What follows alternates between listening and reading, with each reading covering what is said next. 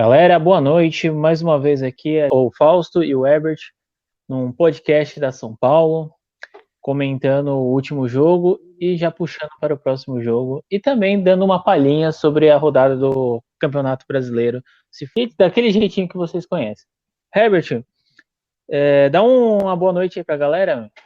Boa noite, galera. Boa noite a todos aí. Como o Fausto disse, estaremos aqui hoje comentando sobre o jogo passado contra o Atlético Mineiro lá em Minas, a partida de amanhã contra o Chapecoense e um pouco do Brasileirão aí, o resumo do Brasileirão. Então, para começar, antes de começar qualquer tipo de comentário, cara, eu vou pegar um tempinho aqui para agradecer a todas as pessoas que deram like no nosso vídeo, que assistiram o nosso vídeo e que se inscreveram no nosso canal. Toda vez que a gente um novo inscrito, um novo comentário, um novo like, pra gente é algo muito reconfortante, sabe? Porque é um trabalho que a gente está tirando um tempinho e a gente quer fazer um bom trabalho para vocês. Então, todo o feedback que vocês dão, todo aquele apoio pra gente é uma coisa incrível. Então, eu deixo o meu muito obrigado a todos. Quer complementar alguma coisa, Herbert? Exatamente aí. E o pessoal nos apoiando, se inscrevendo, compartilhando, comentando, nos apoia cada vez mais a seguir em frente com esse projeto aí que nós temos aí, tivemos. Exatamente, né, cara? É muito reconfortante ver cada comentário. Mas vamos lá. Primeiramente, eu gostaria da sua opinião, já bem clara. Eu quero que o senhor seja bem claro e natural. O que você achou do jogo? Cara, nos primeiros minutos, assim, o São Paulo teve um controle do jogo, partiu pra cima, e eu até pensei, assim, eu acho que agora vai sair o gol. Depois só deu Atlético Mineiro no jogo. A zaga do São Paulo toda perdida. Ainda tivemos a lesão do Miranda, Bruno Alves todo perdido no jogo. Foi complicado o jogo. Então, os tempos de Diniz, eu vou falar para você, eu gosto muito do Crespo, É, você sabe, mas foi complicado, porque o que acontece? No segundo, eu já falo, o primeiro o Galo conseguiu no início ter um certo teve boas oportunidades, fez o gol, aí a posterior disso caiu. Aí veio o Cucabol, que nós conhecemos muito bem, que é aquela coisa de exatamente. ataque, recuada. E posteriormente, no segundo tempo, eu falo para você que foi literalmente o São Paulo de início. A gente tocou, a gente não teve grandes oportunidades, a gente ficou muito estagnado. Mas tem pontos positivos, vamos falar. Por Para mim, o exemplo, ponto positivo do jogo foi o Rigoni, o melhor jogador. O melhor dos piores, assim, como posso dizer. não, eu concordo com você, eu acho que o Rigoni jogou muito bem. Mas eu também, vamos fazer uma coisa bem interessante, a gente que está sendo porta-voz de muitos torcedores, eu vou tentar ser um pouquinho lúcido, como as pessoas adoram essa palavra ultimamente. Eu acho que as pessoas já estão criticando muito o São Paulo por ter 3 jogos sem vencer, sem nenhum gol no Brasileirão. E eu acho que ainda tem que ter tempo, né, para que ultimamente, em 2008, o São Paulo também começou mal. Exatamente. Os primeiros jogos sempre são, né, cara? Eu ia comentar sobre isso mesmo. Em 2008, São Paulo começou muito mal nas 3 primeiras rodadas. A pior campanha do São Paulo desde 2008, no início do Campeonato Brasileiro, assim. Não Exatamente. falando que o time vai ser campeão brasileiro. É para ter paciência. O São Paulo está sofrendo muito com lesões. Benítez, Daniel Alves, Luan, agora o Miranda que deve ficar um mês fora, dependendo desse departamento médico do São Paulo. Não, exatamente. Você tocou num ponto bem interessante, que é o que eu falo para você. A gente tem que lembrar também que por causa da pandemia da Covid, alguns jogos do Paulista foram perto um do outro e a gente naturalmente pelo calendário brasileiro ele já é bem congestionado, né? Então eu acho que as lesões são naturais e realmente o time sofre muito com essa falta de jogadores. As pessoas reclamam muito, mas cara, foram 3 dos principais jogadores que a gente perdeu, que é o Daniel Alves, o Benítez e o Luan. O Luan ele é uma chave para a defesa. Você pode ver que a nossa defesa sofreu demais pela falta dele, né? Ficou um buraco ali no meio sem a presença do Luan contra o Atlético Mineiro. O Lisieiro tá no bolso do Hulk até agora. O Hulk destruiu o jogo. Eu ia comentar sobre isso também, que você disse que preferia o Pablo do que o Hulk. Aí tu me queima ao vivo, cara. Mas é verdade, mas eu falo pra você, eu ziquei, né? Aquela coisa que a gente tem de zica, a gente fala antes do jogo, mas a gente coloca a cara a tapa aqui pra falar e zica, não tem muito o que fazer, né? O Pablo foi um dos piores em campo, muito apagado. O Pablo foi Pablo, simplesmente Pablo. O padrão Pablo Felipe Teixeira de futebol. Ah, mas é o Rodrigo Nestor e o Lisieiro, eles são jogadores que eles têm uma boa saída de bola. Mas na marcação eles são piores que eu, bêbado, né? Você pode perceber que qualquer momento tava todo mundo livre. Você não O tinha Hulk uma. que passava pelo Lisieiro a todo momento. Então, aí não adianta você ter três zagueiros, sendo que você não tem volante. Porque a grande pegada do 3-5-2 é você soltar os alas, para eles atacarem e virarem como ponta, e você tem um volante para fazer como se fosse um quarto zagueiro. O que aconteceu? A gente tinha um buraco entre a zaga e o meio-campo, que foi onde o principal Atlético fez tudo, né? Até o Nacho, que a gente até comentou, você lembrou que ele era um dos principais jogadores do Atlético, ele foi considerado o melhor da partida, por quê? Porque ele teve espaço para fazer o que ele sabe fazer, distribuir o jogo com calma, deram destaque para o Hulk, deram, mas o Nacho, ele foi aquele cara, um maestro, sabe? Ele fazia a ligação Sim, perfeitamente. o meia clássico, o jogador clássico ali. Exatamente, não foi ele foi impecável. Agora, seguindo Um, até, você quer falar mais alguma coisa? uma ausência também que pesa muito no São Paulo é a do Arboleda. Nosso querido Arboleda. O Arboleda, ele vive, a gente vive numa questão de amores e ódio com ele, né? Depois, aquela coisa da camisa do Palmeiras, que para mim no começo não foi tanto assim, sabe? Eu acho que foi uma coisa inocente de jogadores, aí teve aquelas suspensões que ele teve por causa da peça do Covid, mas eu acho que ele é muito mais importante do que alguns jogadores, por exemplo, eu prefiro muito mais o Arboleda do que o Bruno Alves. Exatamente, eu também penso o mesmo que você. A saída de bola tem o Léo Pelé, mas na jogada aérea o Arboleda é o principal aí. Arboleda e o Miranda. O Miranda parece que teve um estilhamento na região posterior da coxa esquerda. Aí é lesão complicada. É Outra, exatamente. outra perca enorme para São Paulo aí, nesse início de campeonato. E amanhã já temos o jogo contra a Chapecoense, no Morumbi. Exatamente.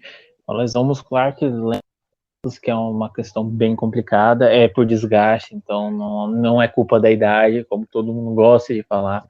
É uma questão muito mais do excesso de jogos que a gente tem, do movimento, então não culpem a idade, porque as pessoas, o que tem de torcedor que gosta de qualquer coisa que acontece com a idade é complicado, né? Exatamente. E Agora, já que você amanhã falou, o não, nosso trio pode de falar. zaga vai ser formado por Bruno Alves, o Diego Costa e o Léo Pelé.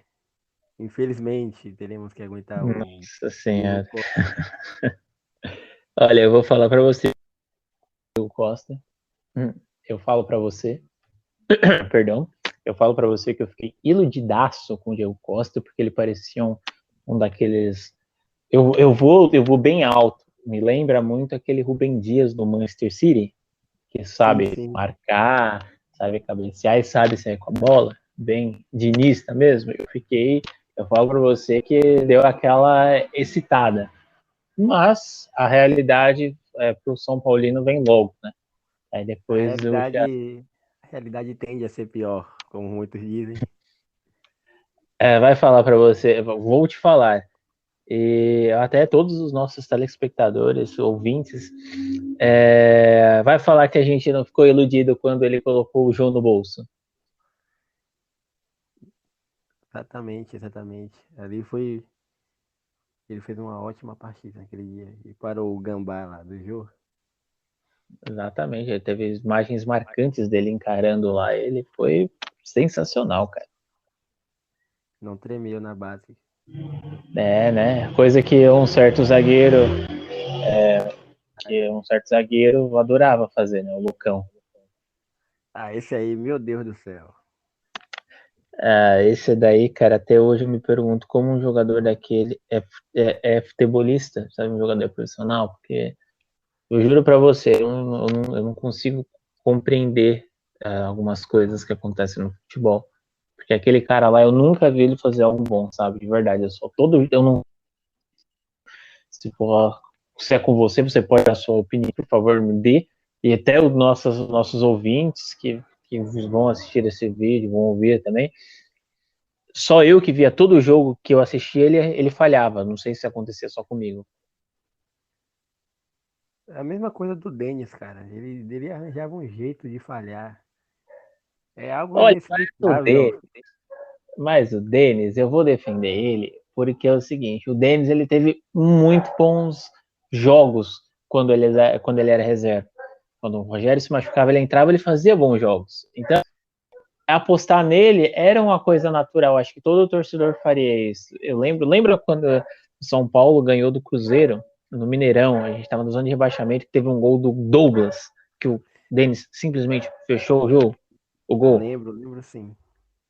Ali Então, eu jurava que ele seria o novo Rogério Ceni, o substituto. E falar em goleiro, São Paulo demorou para encontrar o substituto, entre aspas, do Ceni, porque a nata de goleiro que veio foi o Denis, o Renan Ribeiro, o Sidão. Nossa, velho. sim, esse dão aqui, o meu fone até caiu, cara. Só de tanta. Querendo Eu ou realmente. não, querendo ou Não, não, cara. o Volpe é o substituto, entre aspas, do Ceni. Mesmo É não o que dá gostando mais muito segurança. do Volpe. Não, mas é natural, cara. Eu falo pra você que quando você. Isso eu tinha comentado anteriormente, até em conversa de boteco mesmo, que quando o Rogério Ceni se aposentasse, a gente teria um grande problema. Principalmente pelo fato de que o Rogério Ceni não era simplesmente um goleiro. Ele simplesmente era um goleiro artilheiro e simplesmente era o maior ídolo do time. Um cara que foi mundial e fez tudo pelo time. Foi tricampeão brasileiro. Ele fez tudo. Não tem, eu acho que, outro jogador na história do São Paulo que tenha o, o histórico vencedor que ele tem. Então, E ele e tem uma o, certa identidade com o clube. exatamente. Agora que ela ficou um pouco desgastada com ele como técnico, com a saída dele do Flamengo, ficou um pouco desgastada, mas como jogador, e ainda mais uma posição, a gente só tem um goleiro em campo, enquanto zagueiro a gente tem dois, pode ter três, lateral sempre dois, meio, essas coisas, sempre tem dois mais ou menos em cada posição que um time pode jogar. Goleiro só tem um, em E todas as estratégias. eu digo também que tem que separar o pessoal do profissional. Ceni, para Exatamente. mim, ainda continua sendo o maior ídolo do São Paulo. Ele, como profissional, eu espero que ele perca tudo pelo Flamengo. Mas eu Mas concordo perfeitamente. O jogador, ele é um jogador, ele é um profissional. Assim como um técnico é profissional. Então, por exemplo, o Muricy, quando ele saiu do São Paulo, ele foi para o Santos e foi campeão da Libertadores. Então, exatamente. e hoje ele voltou e fez um grande trabalho, ajudou o Crespo na conquista do Campeonato Paulista depois daquela seca. Então a gente tem que separar. É a torcida que às vezes fica, a torcida do São Paulo, como você mesmo falou no último episódio do nosso podcast, ela é soberba e ela é mal acostumada. Então a gente acaba ficando mordido por algumas coisas. Mas, por exemplo, vou dar o exemplo do Renato Gaúcho no Grêmio. Ele ficou lá por 5 anos, né? Ganhou uma Libertadores, ganhou alguns outros títulos, foi o pai do Internacional, né? E mesmo assim ele foi técnico de outros clubes e mesmo assim ele não perdeu o seu status de ídolo. Então eu acho que com o Rogério Ceni é a mesma coisa. Então a gente tem que saber diferenciar isso, né? O pessoal do profissional. Exatamente, meu cara. Exatamente. E vamos comentar um pouco do jogo de amanhã. Vamos enfrentar a Chapecoense aí, que também não vem muito bem no campeonato. E que é treinada por nada mais, nada menos que Jair Ventura. Olha, eu vou te falar, viu? Depois que. A minha experiência com o Jair Ventura, eu acho muito engraçado, porque ele treinou, né, o Santos e o Corinthians. Foi péssimo. Mas no Botafogo, eu falo pra você, eu lembro que ele ganhou do São Paulo uma vez, acho que a gente perdeu pra ele 2-1. Eu não lembro se foi 2-1. Sei que o São Paulo tava amassando o Botafogo, ele simplesmente achou um gol. Que foi até acho que na época que o Jair Ventura conseguiu levar o Botafogo mais pra frente, sabe? Então, eu tenho medo. Futebol é muito injusto. Futebol é muito injusto. É, Exato. Jair Ventura só me lembra aqueles 4-3 do São Paulo. Aquela virada épica em 2017. Sim, que o Hernanes, né? O Hernanes, o Marco, eu lembro que foi o Marcos Guilherme, o Cueva e o Hernanes que Exatamente. comandaram. E o Jair Ventura já estava comemorando antes da hora. E o São Paulo virou o jogo. Aquilo ali foi, pra mim, um dos melhores jogos do São Paulo que eu já assisti. Foi épico demais, cara. Eu concordo com você. Eu até vejo de vez em quando eu vejo esses jogos. Eu tenho uma playlist de jogos memoráveis do São Paulo. Eu acho que começa com o São Paulo e Liverpool, né? Que é o clássico. Aí vem Eu, Atlético Paranaense, Universidade Católica. E esse daí, principalmente pela situação que o time estava, né? Então, acho que é um dos épicos, jogos épicos. Mas já sim, foi puxando muito. aí, pra gente não falar muita coisa aleatória, porque a gente adora puxar aqui, Só mais uma coisa que foi muito prazeroso ver a cara do Jair Ventura depois do 4-3. e vai ser amanhã vai ser mais, cara. Eu garanto pra você. Amanhã a gente ganha. Amanhã. Amanhã O o São complicado. Paulo. Amanhã a Não, gente só vou ganha. complementar. O complicado é que eu falei que o Pablo era melhor. Eu tô cravando que a gente vai ganhar. Aí depois a gente vai perder e o nego vai ficar reclamando. Não, foi você que zicou. Então eu vou cravar pela última vez. Se der certo, eu continuo cravando nos próximos podcasts. Eu aposto 2-0 São Paulo no jogo de amanhã contra a Chapecoense. Gol do Pablo e do Luciano. Olha lá, hein? Agora eu quero que as pessoas escutem bem, porque se eu não vou zicar nada, não vou falar nada. Meu palpite eu vou bem categórico. A gente vai ganhar de 1-0. Eu acho que dá mais, mas eu vou chutar baixo para ter aquela zica reversa. Vai ser 1-0 ainda gol do Diego Costa. Só pra deixar Aí aquele o, gol. aí o mundo acaba de vez. Rapaz, pelo menos a gente foi campeão do Paulista, né? Exatamente. Pelo menos a Já gente tá. mandou o campeão pelo WhatsApp, pelas redes sociais. Olha, já é um feito. Eu vou falar para você ainda que eu já mandei quando a gente foi campeão da Sul-Americana. Mas o WhatsApp naquela época eu acho que não era bem popularizado. Então acho que era bem assim. A gente já estava naquela época do smartphone iniciando, né? Então, Sim, sim. mas a Chapecoense, ela é um time que eu falo para você, é o time clássico arrumado. É, é o mesmo pro América Mineiro. O América Mineiro agora perdeu o Lisca, né? Mas era um time arrumado, não era grande, não tinha grandes destaques. Na Chapecoense, acho que o principal destaque é o Perrotti, né? Que até o São Paulo, de acordo com algumas fontes assim, estava fazendo scout do jogador, porque ele realmente ele tá com uns bons Tem números um, de jogos bons, né? exatamente. Tem um Anselmo Ramon lá também da Chapecoense. Cara, E, aliás, Anselmo ele, Ramon, ele perdeu um pênalti na Copa do Brasil aí, que a Chapecoense foi eliminada pelo CRB. A virada épica do cara, CRB não, do ABC, desculpa. é aquela coisa que eu falo pra você, a Chapecoense, pra mim. ela é um time arrumado, sabe? Você vê que tem alguns jogadores lá, tipo, eu acho que o Perotti é o principal, o Anselmo Ramon para mim não é um jogador bem mediano. E se você for ver, não tem grandes nomes ali em destaques, né? Você pode até o mesmo, acho que o mais próximo assim, acho que eu mais tinha contato assim, que eu vi era o Tiepo, né, que é o goleiro, que eu já vi ele jogar.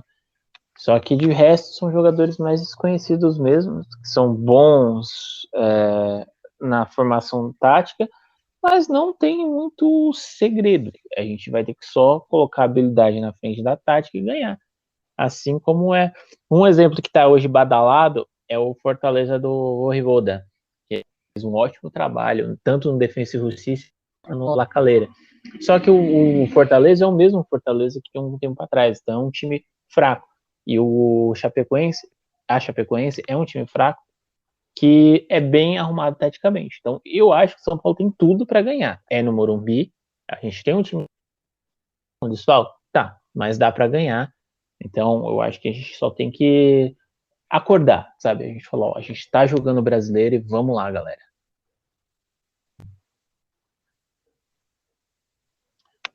Você quer complementar alguma coisa sobre a Não, Chapecoense, não. sobre o jogo? Eu concordo em tudo contigo aí. Talvez um reserva do São Paulo seja superior, assim, entre aspas, a um titular da Chapecoense. Não que seja obrigação, mas amanhã é jogo para vencer.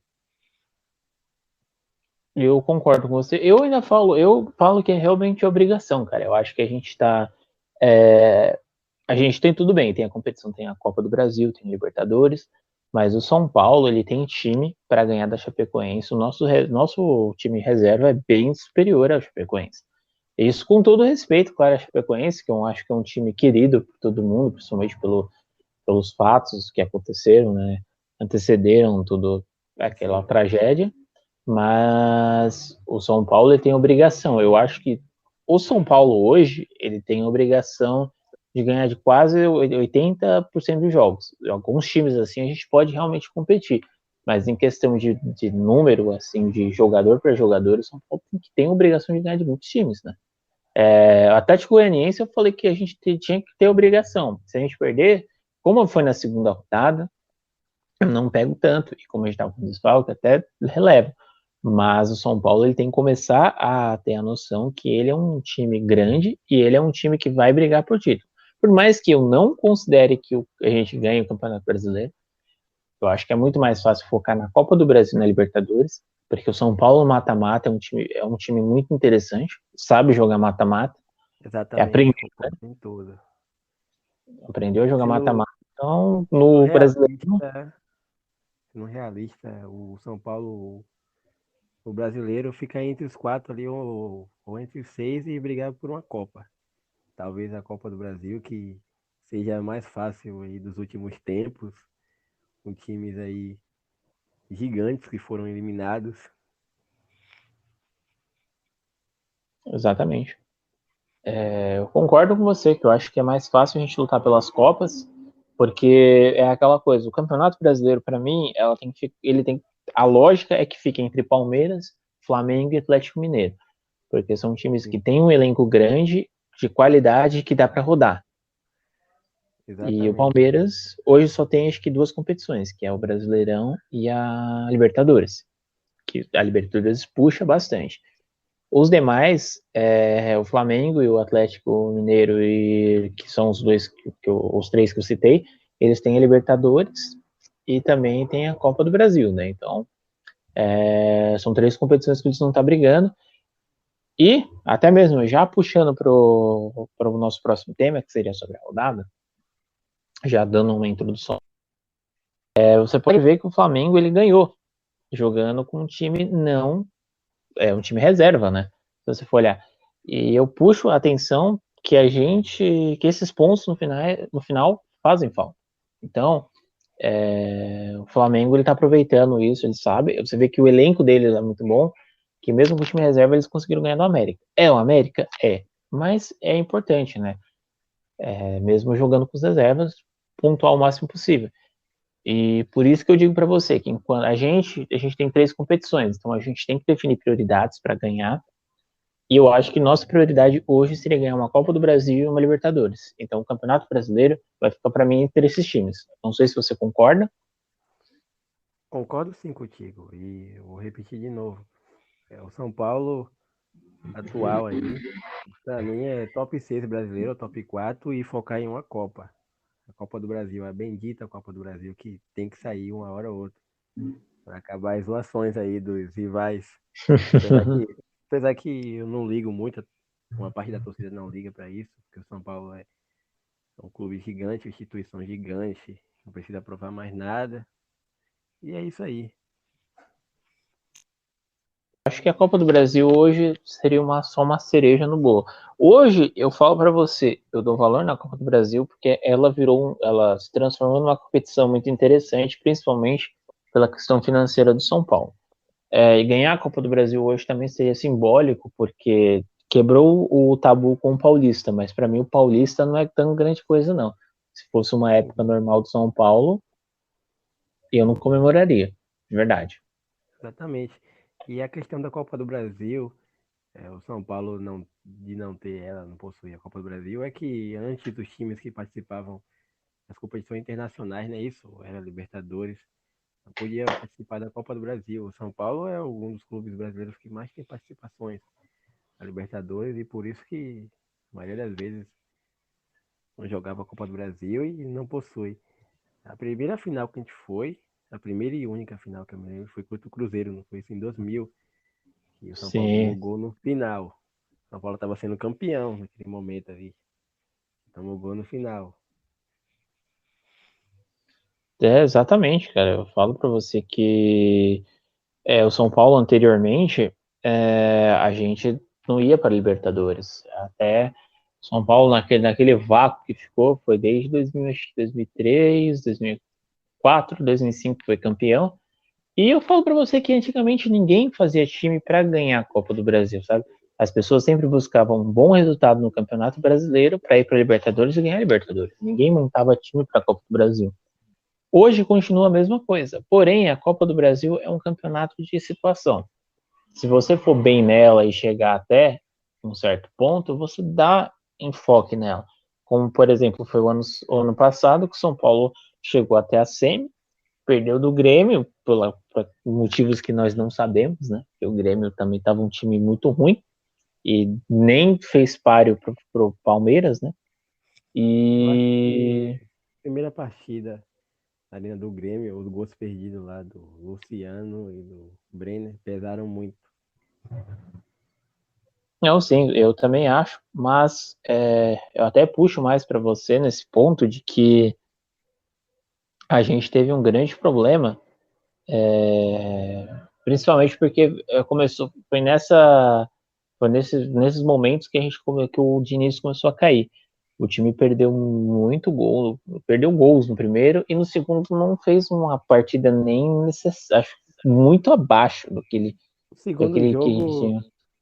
o esquema tático do Renato anulou o Diniz. O Renato foi ali para empatar o jogo. Entrou em campo para empatar o jogo. Full Exatamente. retranca.